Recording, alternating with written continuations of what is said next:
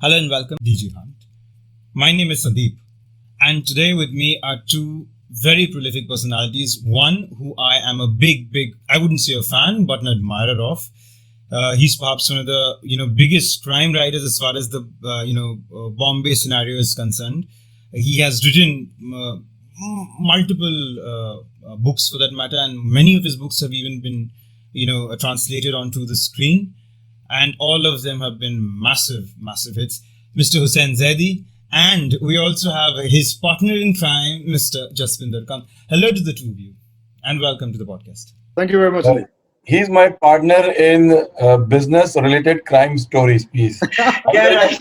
Start looking for the man. Not literally, If भाई they लोग will मुझे start with the man as a partner in crime, then this poor guy will be in trouble after that. So, how to protect him? Yes, absolutely. सबसे पहले जैदी साहब आपसे मैं ये पूछना चाहूँगा कि लॉकडाउन में किस तरह से आपकी मतलब आपका वक्त जो है वो किस तरह से बीता और किस तरह से आप अपने आप को ऑक्यूपाइड रखे. सर देखिए, मेरी पूरी दुनिया एक छोटा सा लैपटॉप है और जब लॉकडाउन नहीं भी था तो मेरी दुनिया, मेरी दुकान, मेरा सब कुछ जो है यही था. मैं इसी पे बैठ के दिन में कुछ घंटे जो हूँ अपनी दुकानदारी करता था, दुनिया चलाता था, या उसके अलावा थोड़ी सी बड़ी हो जाती थी टेलीविजन के शेप में, वहां चला जाता था. Rest I was like always like this. मुझे लॉकडाउन से कोई खास फर्क पड़ा नहीं है. आई लाइक थॉट के इवन बिफोर लॉकडाउन और आफ्टर लॉकडाउन मैं वैसे ही रहा और मेरी दिनचर्या और मेरा शेड्यूल, मेरा routine, it was all the same. Zaidi साहब आप ये बताएं कि मतलब इतने सालों से आप किताबें लिख रहे हैं और इतने उम्दा बढ़िया किताबें लिखे हैं आपने, और मतलब आप एक जर्नलिस्ट भी रहे हैं, क्राइम जर्नलिस्ट रहे हैं, और तमाम अवार्ड्स आपके नाम आपके ऊपर निछावर किए गए हैं. लेकिन फिर भी पब्लिक प्रोफाइल का जहाँ तक सवाल है, इतना लो प्रोफाइल क्यों रखते हैं? मुझे लगा कि शुरू से एज अ जर्नलिस्ट अगर आप देखें तो we were taught to be read and not seen. मतलब जर्नलिस्ट को जो है सिर्फ लिखना चाहिए और लोगों उसकी बायलाइन अखबार में लिखना चाहिए, फ्रंट पेज पे लिखना चाहिए और लगातार और कंसिस्टेंटली लिखना चाहिए. ये हमको हमारे जो जर्नलिज्म के गुरु थे उन लोगों ने समझाया. जो टेलीविजन पे आते हैं, जो आके बहुत ज्यादा शोर मचाते हैं या जो स्क्रीन पे आना चाहते हैं, वो फिर जर्नलिस्ट नहीं होते, फिर वो सोप ओपेरा एक्सपर्ट्स होते हैं. फिर जर्नलिस्ट जो है हमेशा तो जर्नलिस्ट हमेशा एनोनिमस रहता है, छुपा हुआ रहता है, ढका हुआ रहता है, सिर्फ उसका काम बोलता है. तो इसलिए प्रोफाइल की कभी हमने बॉदर की नहीं. हमने ये तो अब समझे कि जसविंदर सिंह जी हैं, इन्होंने जो है हमारे कंधे पे जो है गोली रख दी दिमाग पर, का भाई तुमको आना पड़ेगा, तो हम मजबूरी से आने लगे. When I was very happy writing books and people reading them, and then life बड़ी अच्छी थी उस हिसाब से. जसविंदर सर, आप हमें बताएं कि मतलब you have been a prolific producer, बहुत सारे बड़े बड़े फिल्में, पिक्चरें जो हैं आपने प्रोड्यूस की है. What is the I mean, if for instance you kind of choose to produce on particular film for that matter, what are those underlying factors that you take into consideration for that matter? Sandeep, for us, it has always been about content. It has never been about the gloss, the scale, or anything like that. That's where Hussain and I connect so well, that we believe in the purity of the content. How different can it be? Within that, if we can heighten the drama, so be it. But it has always been about content. The reason all those adjectives that you used for Hussain, and while I can think of a lot many more, they all hold true, is yes, absolutely. because of his nature. I mean, he's always been a purist. He will not taint facts to be sensational. And there are stories that I think you should hear from Hussain Bhai when he was told to color his stories in a certain way and he refused to. So if I have to do any content at all which has to be adapted, Hussain Bhai and I do something called faction, which is fact mixed with fiction. But it is always based on facts and then fictionalized for reasons of dramatization.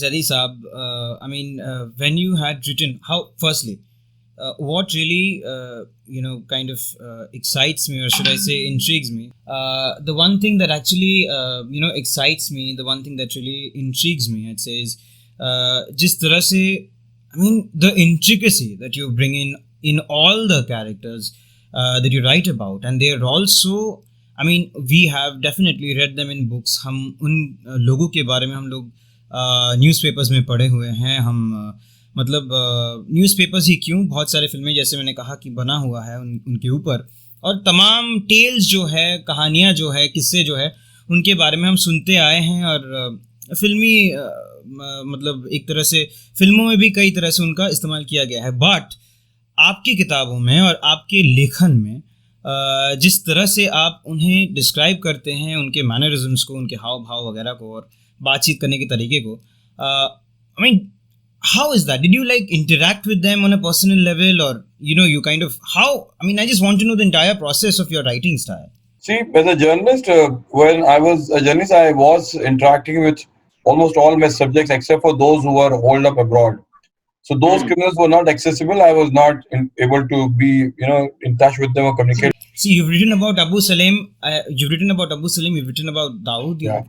And in Taliban, I used to go in the Tata court, और जो वहाँ पे जो 100 accused जो bomb blast के थे, I used to interact with them, including Yaqub Memon, जिसके साथ हमने चाय पिए, नाश्ता किया, पर्सनल चीजें डिस्कस की हैं. So when you interact with them, when you talk to them, when you meet them, और आप उनसे बातें करते हैं, तो एक कहावत मशहूर है हमारे लखनऊ में कि सोना जाने कसे और इंसान जाने बसे. तो आप जब इंसान के साथ कुछ बसते हैं, तो you start knowing them, you start understanding them, their propensities and their उनकी जिंदगी में जो थोड़ी सी कॉम्प्लेक्सिटी उस कैरेक्टर में होती है, उनके लेयर्स होते हैं, you start understanding those guys. उसी तरह से पुलिस वाले. So I mean, इसलिए जो फिल्मों में देखते हैं हीरो कॉप्स, रियल लाइफ में आपको सिंगल हीरो कॉप नहीं मिलेगा. ये अजीब व गरीब बात है कि खाली फिल्मों में हमको दिखते हैं. तो ये सारी चीजें इनके साथ आपको कम्युनिकेट करके इंटरेक्ट करके समझ में आता है कि एक इंसान है जो थोड़ा सा स्क्रीन पे एग्जैजरेट कर दिया है, बट रियल लाइफ में इसके बहुत से फ्लॉज और बहुत से ड्रॉबैक्स होते हैं. Then you need to write like that, ताकि लोग जब, एंड विक्रम चंद्रा जो मेरे गुरु रहे हैं और अब भी हैं, सॉरी रहे नहीं हैं, उन्होंने मुझे हमेशा एक बात कही थी. उन्होंने कहा था कि Hussain, you should try to show the story, not tell the story. Tell the story. Yeah, this is what is different in journalism and in writing. कि आप जब लिखने लगते हैं तो आपको ऐसे लिखना है कि लोगों को नजर आए हाँ वहाँ क्या हो रहा है. So which is why I try to write in that manner कि लोगों को दिखने लगे कि ये कैरेक्टर कैसा है, ये कैरेक्टर कैसे बिहेव करता है, एंड उसी में लोगों को चीज जो है इत्तेफाक से पसंद आ गई और काम चल गया. बल्कि बहुत सारे ऐसे किताब भी हैं जिनके मतलब I forget the name of the book, but it's called something from Bombay. I mean, कुछ तो forget the name of the book. Some years in Bombay or something of that sort. I don't quite remember. But Bombay word used है, ये मुझे याद है title में. तो वो एक किताब है जो अगेन बहुत ज़्यादा मतलब डेल्विंग है इन सारी चीज़ों, इन सारी बातों में. अभी Gangubai Kathiawadi is also being made into a film by Mr. Sanjay Leela Bhansali, जिसमें आलिया भट्ट है और ये सारे लोग हैं. तो फर्स्टली मैं ये जानना चाहूँगा कि ये जो डार्क साइड है बॉम्बे का, उसकी तरफ आपका झुकाव है, जिसकी वजह से, आई मीन, ऑब्वियसली झुकाव तो होगा, नहीं तो मतलब अगर एक लेखक झुकाव नहीं है संदीप, मेरा झुकाव नहीं है. मैंने मतलब मेरे हिसाब से पहले सुनाई है कि मैं क्राइम रिपोर्टर बाय कंपल्शन बना था, बाय चॉइस नहीं बना था. अच्छा. जब इंडियन एक्सप्रेस में गया था मैं जॉब के लिए एशियन एज के बाद में, तो वहां मेरे एडिटर ने कहा था देखिए सिर्फ एक पोस्ट यहाँ खाली है और वो है क्राइम रिपोर्टर की. और फिर उन्होंने उसमें अजीब से एडिशन किया था जो मैं इससे पहले कई बार कह चुका हूँ. उन्होंने कहा था कि भाई बहुत से क्रिमिनल मुस्लिम है और तुम भी मुस्लिम हो, you should be able to cover this area in a more in-depth manner, in a more penetrative sense. Area as in that Bhindi Bazaar area? नहीं, दाऊद, अबू सालिम, छोटा शकील, okay. सारे बॉम्ब ब्लास्ट के accused. So he said कि ऐसा है, तो उस वक्त मुझे थोड़ी बात चुभी थी. But then as I said कि उन्होंने का एक ही पोस्ट है, आप जो है एजुकेशन रिपोर्टर नहीं बन सकते, पॉलिटिक्स में नहीं कवर कर सकते, सिविक बीट नहीं ले सकते, हेल्थ नहीं ले सकते. आपको अगर बनना है तो क्राइम रिपोर्टर ही बनना पड़ेगा. I had no choice. I mean, Indian express में 94-95 में जॉब मिलना यानी बहुत बड़ी प्रेस्टिजियस बात थी. यानी अच्छा। किसी भी हिंदुस्तान के किसी भी अखबार में आपको जॉब मिलना हो तो इंडियन एक्सप्रेस में आपको काम मिले, बहुत अपने आप में बड़ी बात थी।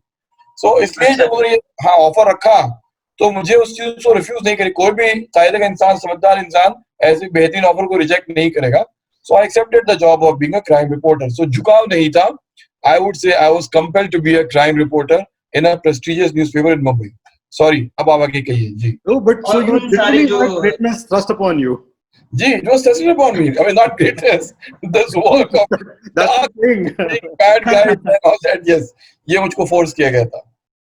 तो वो जो सारे तजुर्बे थे आपके, उन तजुर्बों का एक फ़लसफ़ा जो आपके दिमाग में शायद बना होगा, जिसकी वजह से आपने मतलब किताबें लिखना शुरू किया। किस तरह से वो चीज़, मतलब वो जो लिखने का जो सफ़र शुरू हुआ आपका, वो किस तरह से उसका आगाज़ हुआ? सो देखिए, हुआ ये कि जब उन्होंने मुझे आप जर्नलिज्म की बात कर रहे हैं, राइटिंग की, बुक राइटिंग की बात कर रहे हैं।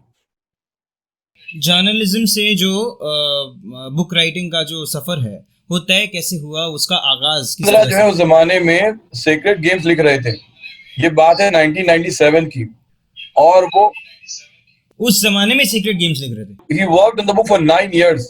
उन्होंने 9 साल से ज्यादा उस किताब पे रिसर्च की है। तो यानी somewhere around 2006 तक उन्होंने रिसर्च की, उसके बाद किताब लिखी है। तो इसीलिए मुझे जब डोंगरी दुबई में 7 साल लगे तो मुझे ज्यादा बुरा नहीं लगा कि अगर विक्रम जी जो है वो 9 साल जो है फिक्शन लिखने में लगा रहे हैं, तो मेरे 7 साल डोंगरी टू दुबई के लिए काबिल माफी है। तो वो सीक्रेट गेम्स लिख रहे थे 1997 में, और मुंबई में किसी क्राइम जर्नलिस्ट से बात करना चाहते थे। तो इत्तेफाक से जो है तनुजा चंद्रा जो उनकी बहन है, उन्होंने, और अनुपमा चोपड़ा जो है, उन्होंने, दोनों बहनें जो मुझे जानती हैं, मेरे से उनके दोनों के बहुत घनिष्ठ संबंध है। तो उन्होंने कहा कि आप हुसैन से क्यों नहीं बात करते। तो विक्रम चंद्रा हम एक बार मिले, और उसके बाद बहुत अच्छी लोगों के बीच में जो है तालमेल बैठ गया, बहुत अच्छी रैपो हो गई, और हम लोग फिर कई बार मिले गए। विक्रम को मैं अपने साथ दगड़ीचाल ले जाने लगा, डोंगरी के बहुत ही अजीब अजीब बदनाम इलाकों में लेके जाने लगा। हम लोग कहाँ कहाँ जाते, अगर आपको बताने जाए तो उसमें काफी वक्त चला जाएगा। तो उस दौरान विक्रम ने मुझसे कहा कि हुसैन, तुम इतना कुछ जानते हो, इतना जखीरा है तुम्हारे पास, सारे कॉन्टैक्ट्स का, सारे बैकग्राउंड का, सारी इंफॉर्मेशन का, why don't you right a book. अब मैंने उस वक्त तो सोचा भी नहीं था कि मैं कोई किताब लिख सकता हूँ, क्योंकि मैं तो एक जर्नलिस्ट था जो अखबार में जाके 600 वर्ड की, 700 वर्ड की स्टोरी लिख के अपनी जो है मंथली सैलरी कमा के अपना घर चला रहा है। यहाँ पे एक साहब आते हैं कैलिफोर्निया से, और वो कहते हैं कि भैया तुम किताब लिख लो, जो मेरे लिए बड़ा ही एलियन कॉन्सेप्ट था उस जमाने में। बट फिर विक्रम ने काफी हैंड होल्डिंग की, काफी मदद की और काफी गाइडेंस दी। तब जाके उन्होंने मुझे पेंगुइन के एक मिस्टर डेविड दवेदार थे उस जमाने में हेड हॉन्चो, उन्होंने मुझे कहा कि आप बॉम्बे ब्लास्ट पे बुक लिखिए। तब जाके मार्च 12 1993 पे जो किताब लिखी गई ब्लैक फ्राइडे, जो मेरी Black पहली Friday. किताब थी, हाँ ब्लैक फ्राइडे, वो उन्होंने मुझे लिखने के एक असाइनमेंट दिया, और तब वो 2002 में पब्लिश हुई। वहां से मेरी जर्नी एज अ राइटर शुरू हुई है। Right. Jaswinder sir, you tell me, आपका जैदी साहब के साथ जो कनेक्शन बना, जो राब्ता बना, वो किस तरह से और कहाँ से और कैसे शुरू हुआ, उसकी भी आगाज़, उसकी भी कहानी थोड़ा हमें बताएं। संदीप, लिटरली कहानी ही है यार। Okay. I mean, it's actually like that because Hussain Bhai has been, I can't even say he's a family friend, he's family. And he's been family to us for close to 2 decades now. And typically वो जो होता है ना कि because कोई इंसान आपके साथ सुबह शाम बैठ रहा है, आपके घर आके आपके साथ, you're breaking bread with him, you forget his stature. So for us, he was Hussain Bhai, not Hussain Zaidi. And he and my wife were writing together. Wife's name is Vibha Singh. She, in fact, wrote a book for Hussain Bhai's imprint, which is called A Convenient Culprit. हमारी imprint blue salt की तीसरी किताब है convenient culprit. हमने अब तक 20 किताबें छापी हैं। तीसरी किताब विभा सिंह ने लिखी है हमारे साथ में। वो मेरी अब दोस्त है, मेरी को राइटर है। She is my actually more of a partner in crime then Jaspinder. That's so true. So, and then Hussain Bhai and Vibha started working on this film called Mardani, which ultimately got made by Yash Raj, starring Yash Raj, Rani Mukherjee. So, जब आके बैठते थे, बात करते थे, Vibha and I would just be completely spellbound with what he's saying. And he would say it so matter-of-factly, that we realized that he's not feigning it. He actually doesn't know what he knows. And I quote it, he did not know what he knows. So then we started asking him, do you realize what you're sitting on? This is a treasure trove of information. It's a Yeah. literal treasure trove of information. Yeah. तो यार आपको ये ज्यादा समझ आता है, आप देखिए आप उसका क्या करना है. That is what Hussain Bhai. He's always been very humble and not a feigned humility at all. He actually didn't realize that he's sitting on such a wealth of information. So we decided to structure it. Once we structured it, we realized this is the kind of content that the world is moving towards. This is Yeah. what, with the coming of OTT, everybody is झुकाव उधर ही था. So it was again something just waiting to happen. And once we just kind of put it together, we realized this has to be structured, which is where this company, it took Hussain Bhai 30 seconds to come up with this name, Golden Pen. कोई discussion, Yes. कोई argument नहीं, इन्होंने बोला Golden Pen. I said superb.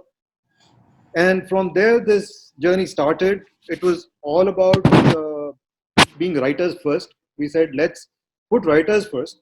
So it started with Hussain, and then the writers that he's now mentoring, nurturing, guiding. So we are actually hoping to come out with clones of Hussain Zaidi. I mean, it's a tall ask, but yes, that is how the entire thing started. So like I said, एक कहानी है. It was not something which was thought through. Something just providentially happened. Yeah. It was destined to happen. Probably, you said it. That having known him for 10 years, कभी सोचा नहीं था कि कुछ business करेंगे इकट्ठे. जी. Now we are partners in a company. It has been, mashallah, 2 years, and very good 2 years.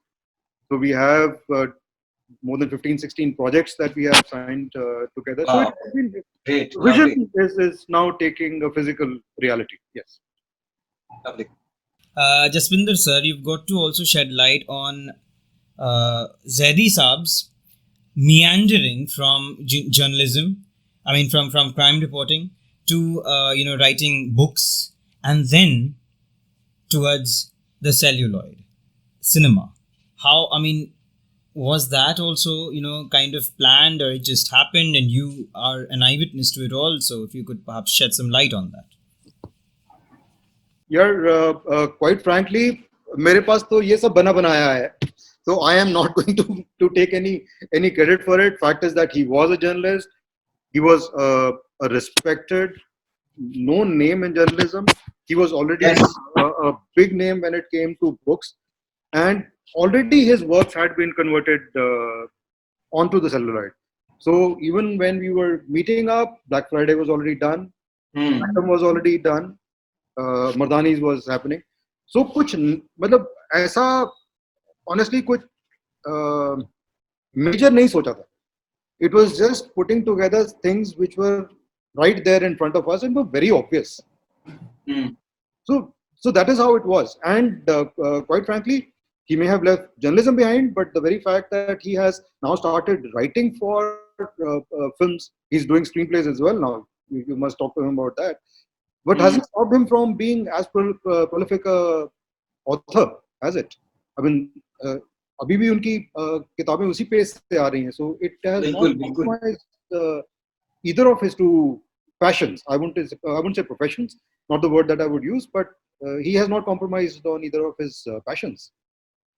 Well, then, would you like to build on that? You have done very well. नहीं, फिर भी I would want you to speak for yourself also. No, उन्होंने जो कहा है बहुत सही तरह से, मतलब उसमें इजाफे की कोई गुंजाइश नहीं है जो भी उन्होंने बयान किया है. बट ये है कि ये my grounding years as a journalist, as a crime journalist, became a very strong foundation. एक बहुत ही मजबूत बुनियाद बन गई थी मेरे आगे जाके लिखने के लिए.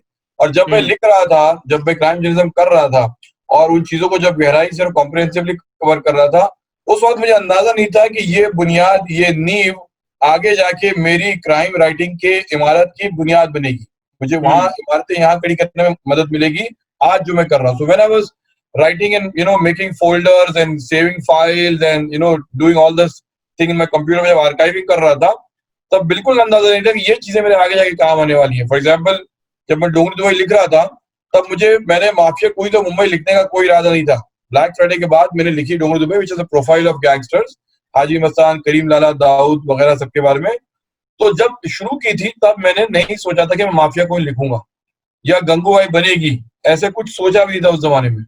बट जब वो लिखने लगा, और जैसे कि मैंने कहा 7 साल लगे उस किताब को करने में, 2 साल 2.5 साल के देखा, रही तो कमाल की बात है. ये सारी औरतें जो क्राइम वर्ल्ड में हैं, बड़ी खतरनाक औरतें हैं.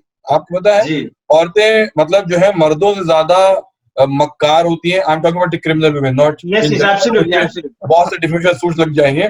तो जब औरतें क्राइम करने में उतारू होती हैं तो उनका दिमाग बहुत शातिर, बहुत मक्कारी भरा, बहुत चालाक, बहुत तेज, और सेकंड के 20वें हिस्से में वो 20,000 चीजें सोच सकती हैं जो हम और आप जैसे साधारण मानव के लिए बिल्कुल संभव नहीं है।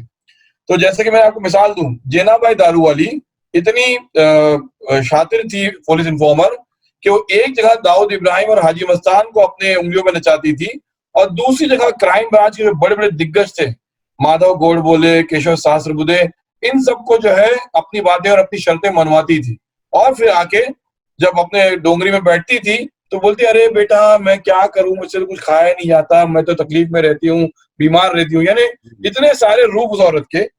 इसी तरह से मैंने सोचा कि why not to write a book on these women जो इतनी मल्टी फैसेटेड, मल्टी डायमेंशनल है।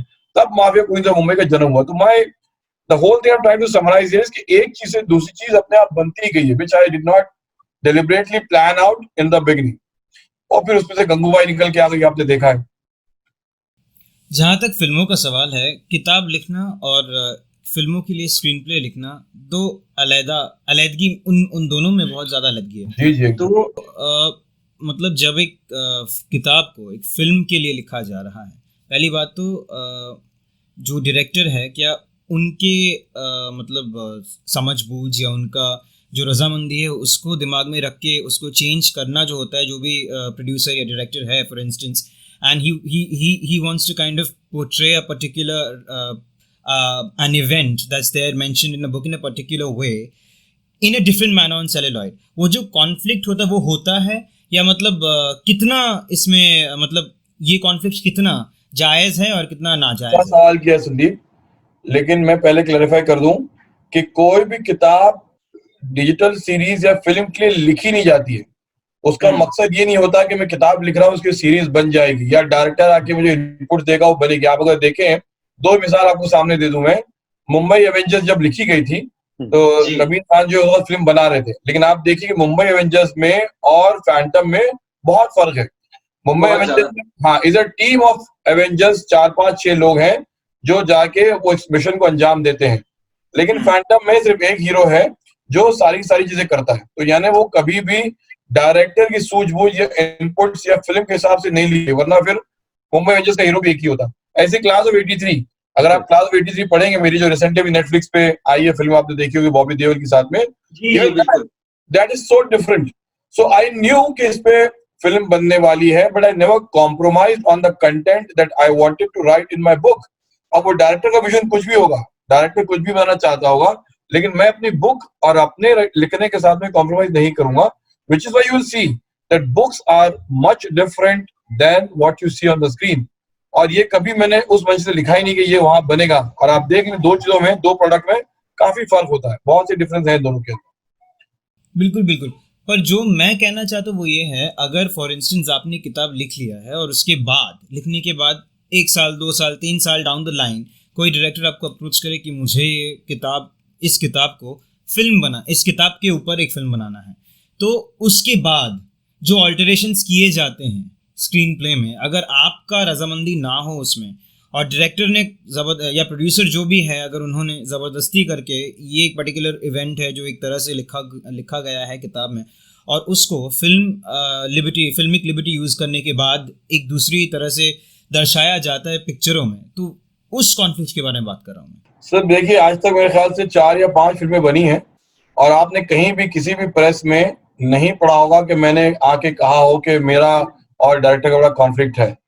क्योंकि आपको बता दें कि हम जब डायरेक्टर के सामने पेश करते हैं तब एक संतरा पेश करते हैं, बड़ा सा, यह एक बड़ा फल होता है, नींबू समझ लीजिए आप, और उसको जो डायरेक्टर निचोड़ता है और उसमें जो रस बनता है वो रस उसके काम का होता है।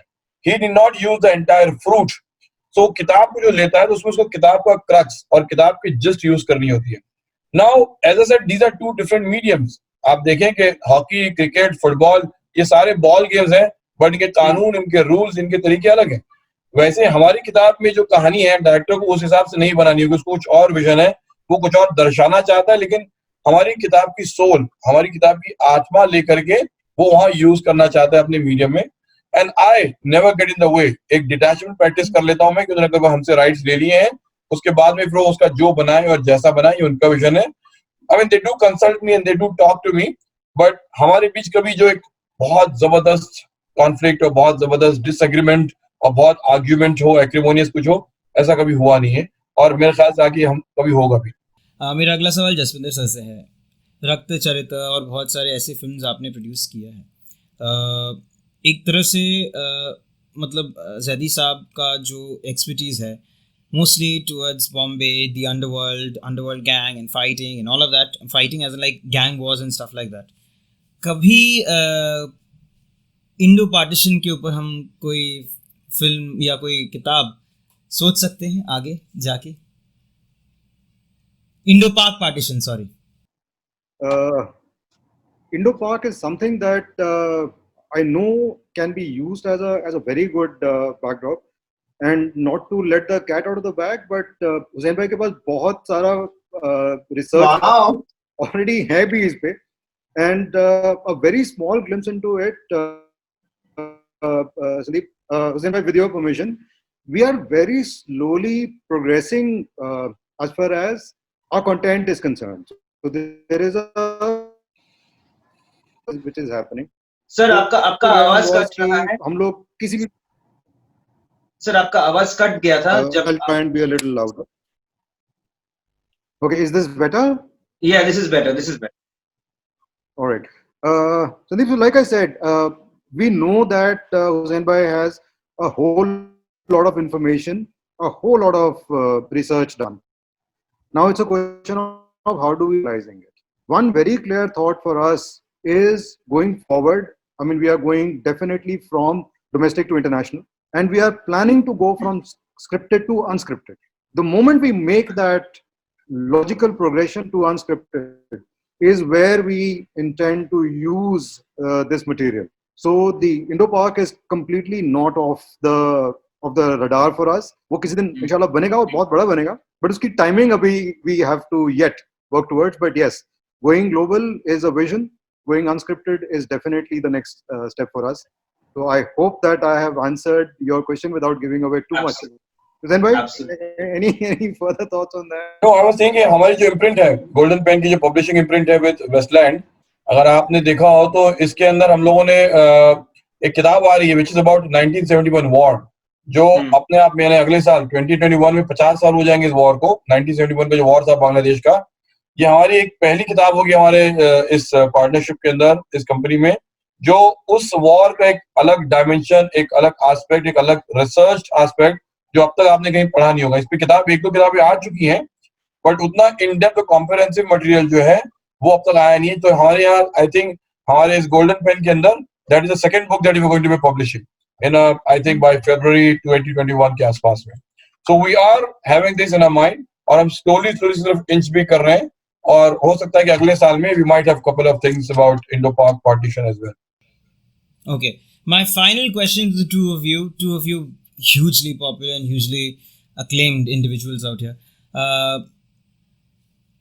नए राइटर्स के लिए, नए जो लिखने आते हैं या जो चाह रखते हैं अपने दिल में लिखने के लिए, उनके लिए मैं राय और मशवरा तो नहीं बोलूँगा, पर मतलब किस अगर वो आप लोगों को अप्रोच करे, वो ऐसे कुछ राइटर्स अगर आप लोगों को अप्रोच करे, तो किस तरह से मतलब उनके लिए क्या मतलब ये है, मतलब सोल्यूशन है आपके पास, ये जो भी आप जवाब देना चाहेंगे जतिंदर?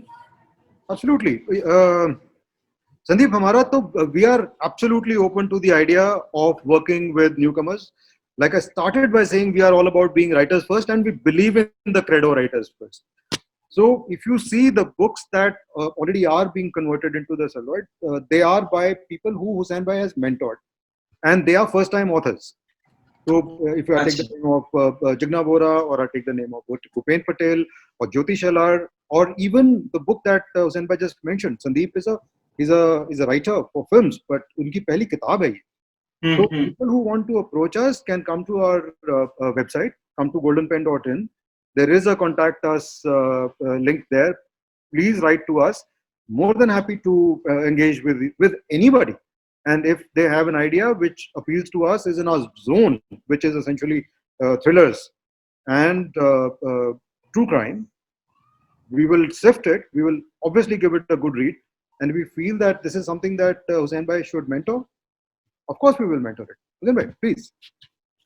नहीं, एज I said कि हम लोग जो है मतलब the idea behind golden pen was, और जैसे कि जसविंदर ने कहा राइटर्स फर्स्ट का, हम जानते हैं कैसे बहुत से जो है राइटर्स हैं जो बहुत टैलेंटेड हैं और बहुत प्रतिभाशाली हैं, लेकिन उनको कहीं ब्रेक नहीं मिलता या कोई उनको गाइडेंस करने के लिए, हैंड होल्डिंग के लिए तैयार नहीं होता. तो आइडिया बिहाइंड गोल्डन पेन यही था कि ऐसे प्रतिभाशाली राइटर्स को आके उनका मार्गदर्शन करें, उनकी हेल्प करें, उनकी रहनुमाई करें, और अगर वाकई उनके उस टैलेंट को निखारा जा सकता है, उभारा जा सकता है, तो जैसे कि हमने कहा गोल्डन पेन आई थिंक मे भी एक ऐसी पहली कंपनी है और पहली इंस्टीट्यूशन होगी अपनी जिंदगी में, अपने जमाने में, जो पब्लिशिंग भी करेगी और उसके साथ साथ जो फिल्मों में या डिजिटल सीरीज के लिए भी लोगों को इंट्रोड्यूस करेगी. तो यहाँ कोई आदमी ऑथर बनना चाहता है तो वहां से ऑथर भी बन सकता है, और अगर किसी को सीरीज के लिए, मूवीज के स्क्रिप्टिंग करनी है वो भी कर सकता है. हमें नहीं लगता कि अब तक ऐसे कोई प्रोडक्शन कंपनी या इस किस्म कोई इंस्टीट्यूशन या कोई ऑर्गेनाइजेशन होगा जो दोनों तरह के एस्पेक्ट में राइटर्स को जो है प्राथमिकता देते हुए ये काम करेगा. सो अगर ऐसे कुछ भी हो, जैसे कि जसप्रीत ने बताया कि हमको कॉन्टैक्ट अस करें, हम गोल्डन पेन में उनसे बातें करेंगे, देखेंगे, we will talk to them, we are very willing to mentor them, help them, guide them. Wow, अभी मैं सोच रहा हूँ कि अभी मैं खुद ही लिखूं गोल्डन पेन को. I just straight Why away not? Good. You हम should. लोग फोन कर सकते हैं सामने, जसविंदर को लिखने की जरूरत क्या है, आपके सामने हम. All right. Thank you so much. It was lovely talking to the two of you. It was an honor to have you with us and speak to you directly. I actually wanted to speak to you. And I'm really happy. I can't believe that I've spoken. I've just finished my conversation with you. Thank you so much for the honor. Thank you, Sandeep. Thanks for having us, Sandeep. God bless. Bye-bye. Let it go, make my body go, make our bodies high.